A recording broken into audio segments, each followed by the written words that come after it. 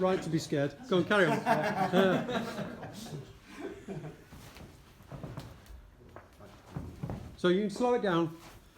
So we're deliberately doing the bong lap, faxow, lap and palm, and it's completely set up, as I said, but that's fine because I want to just get the kind of flowing, the fluidity of this. So don't, as soon as you feel him going for that block, just do the lap straight on. That's what I'm after. Completely set up, as I say. So I just want you to get a little feel of the flowing. Don't let him, if you feel him blocking there, go straight for the faxow. That's it. Paul, yeah, do that again. Good. Again.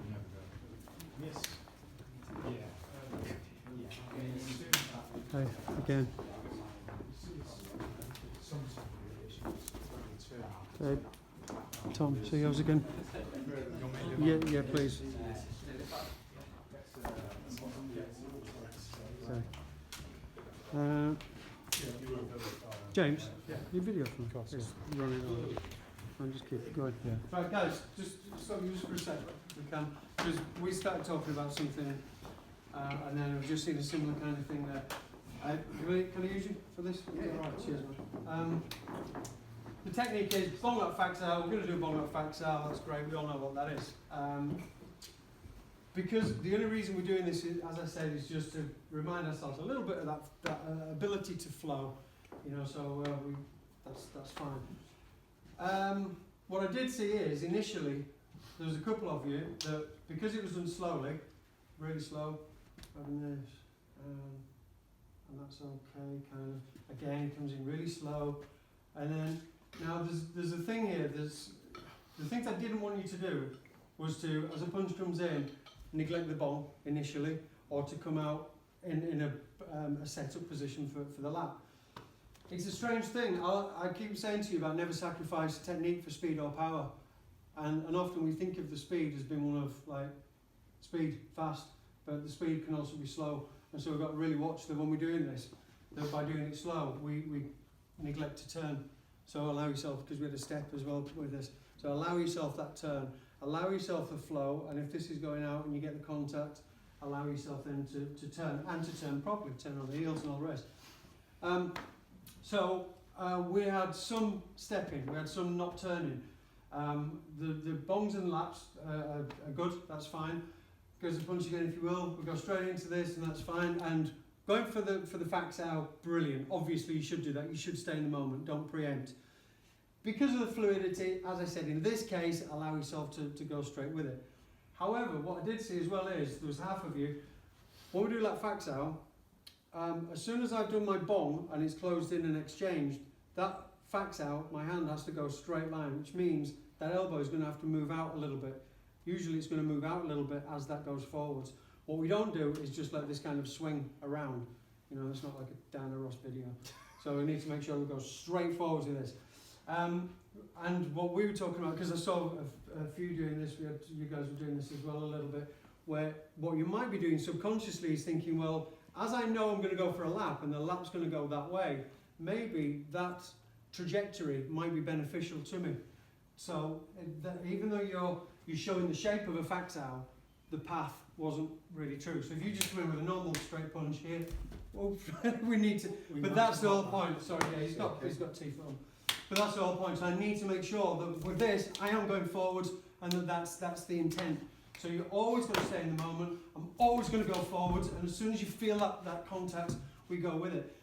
What I can't do at any point is to think, I'm going to lap, so I'm going to take this route, because it's just going to be too long. And staying in the moment is straight forwards. That's what we're going to go for. So it's just a tiny little thing. You all know this technique. And that's the reason when we started, I said, just do it really slowly, because for instance, I'll give you a good example. We get this a lot in jump cue, punch, faxow, and then back to the jump. And people, you guys know this, but people will ask, should I go forwards and then in? Do I lift on this? Do I go straight to it? And the simple answer is, as you know, as you tell me. So of course, if you just put your hand out, yeah. So there's no, if you put your hand out, of course, yes. Yeah. And if I just go to try and punch him in the face and I say, okay, you drop the jump on it, well, now you can tell me which path you followed. Because if you just, in earnest, get from there to there as quick as you can, it's going to be right. If you do the lat facts out, you're all experienced and all very good. You'll all do a good lat facts out. But when we do it slow, can we dissect it? Can we analyse it a little bit when we do it slow? So it's that kind of thing. Just think, is my elbow in the same place? Should it be? Or should it move out? Am I thinking about getting that contact? Am I keeping that shape until it's time to change that shape? And so on.